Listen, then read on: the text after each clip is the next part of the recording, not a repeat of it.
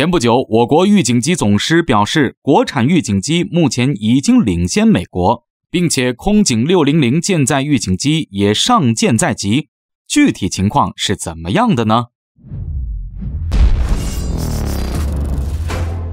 各位老铁们，大家好，欢迎收看本期迷彩虎，我是虎哥。中国的预警机发展已经经历了几十年的风风雨雨，从中国购买以色列的费尔康系列预警机被美国阻挠而失败后，中国自力更生，在伊尔76运输机的机身上装起了一个大圆盘，这就是性能更强，不亚于同类世界先进水平的空警2000预警机。不过我国科研人员还感到不满足，又在空警2000的基础上研制出了更强悍的空警500预警机。此该型预警机装备的雷达是新型有源相控阵雷达，性能足足领先美国的 E3 预警机一代。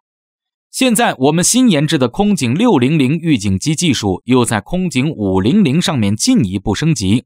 我国的舰载预警机起步就处于和美国海军持平的地位。空警600是我国第一种自行研制并且生产的双引擎单翼空中预警机，由西飞集团负责研究和制造。空警600是除了现役的美国 E2D 舰载预警机之外第二个型号的预警机。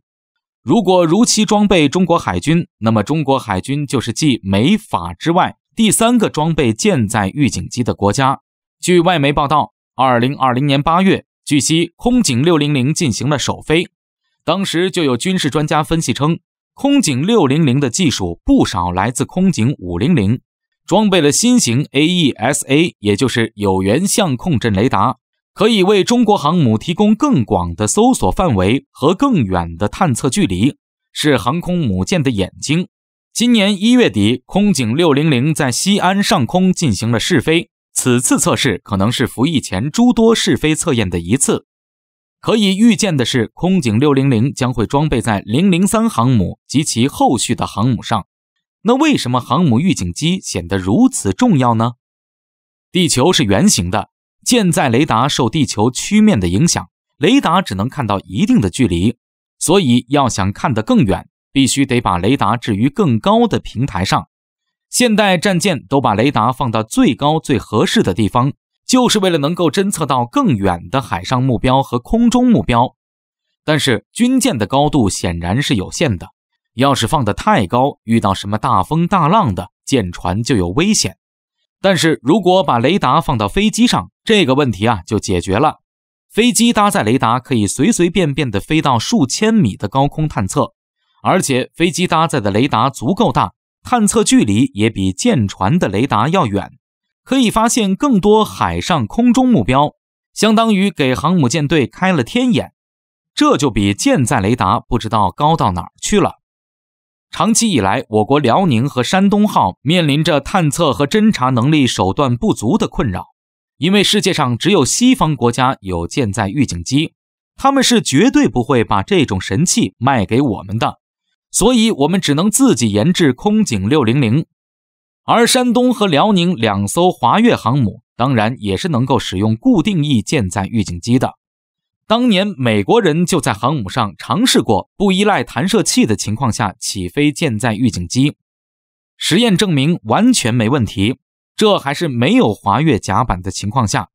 毕竟这种平直翼螺旋桨飞机本身的起降性能就很好，我国的山东、辽宁两舰如果有需求，装备空警600自然也是可以的。新型国产航母使用平直甲板，采用新型电磁弹射技术，装备空警600就更没有问题了。空警600的新型 AESA 雷达据称是领先美国现在的 E2D 一代的。虽然空警600的具体参数还没有公布，但是我们可以和现在装备 E2D 的 AN-APY-9 雷达比较一下。这个雷达最大的探测距离是500至550公里左右，保守估计下，空警600的探测距离也应该在500至600公里之间。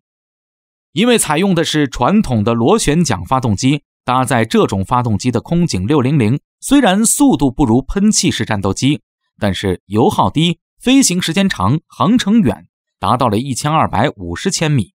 作战半径也有600多千米，这就可以持续不断地飞行在航母舰队四周探测敌方目标，而且侦察距离最远可以围绕航母探测700至1000公里敌方目标，